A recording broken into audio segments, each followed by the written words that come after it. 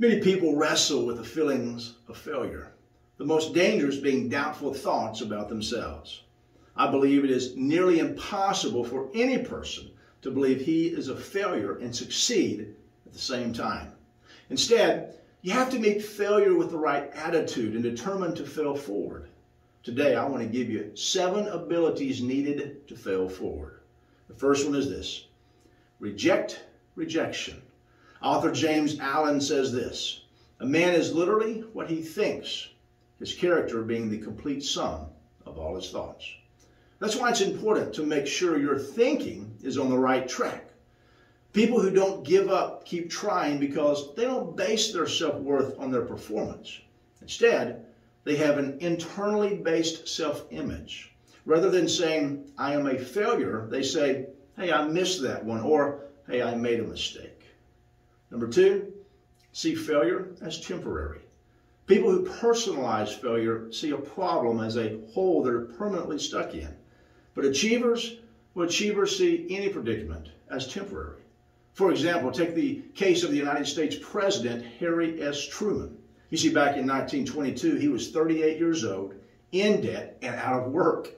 But in 1945, he was the most powerful leader in the free world, occupying the highest office in the land. If he had seen failure as permanent, he would have remained stuck and never would have kept trying and believing in his potential. Number 3, you want to see failure as isolated incidents. When achievers fail, they see it as a momentary event, not a lifelong epidemic. It's not personal. If you want to succeed, don't let any single incident color your view of yourself. Number 4, keep expectations realistic. The greater the feat you desire to achieve, the greater mental preparation required for overcoming obstacles and persevering over the long haul. If you want to take a stroll in your neighborhood, you can reasonably expect to have a few, if any, problems. But that's not the case if you intend to climb Mount Everest. It takes time, it takes effort, and the ability to overcome setbacks. You have to approach each day with reasonable expectations and not get your feelings hurt when everything doesn't turn out perfectly. And then number 5, we have focus on strengths. You know, another way achievers keep themselves from personalizing failure is by really focusing on their strengths. Bob Butera, former president of the New Jersey Devils hockey team, was asked, hey, what makes a winner?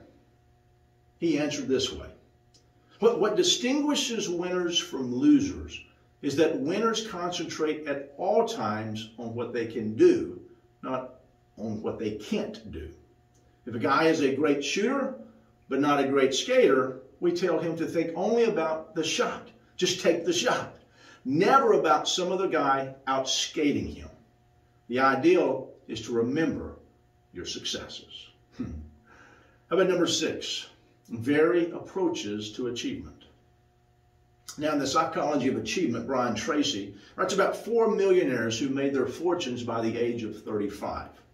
They were involved in an average of 17 businesses before finding the one that took them to the top. They kept trying and changing until they found something that worked for them. You see, achievers are willing to vary their approaches to problems. That's important in every walk of life, not just in business.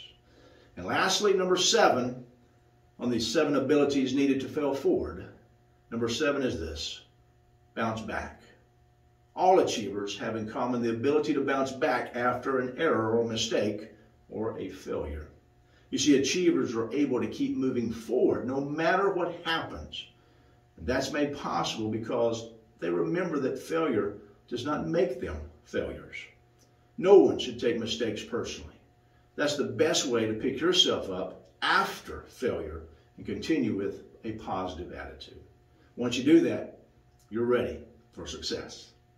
Guys, I hope you were able to take something away from this, and I hope you're able to apply it to your life, to always remember to keep moving forward.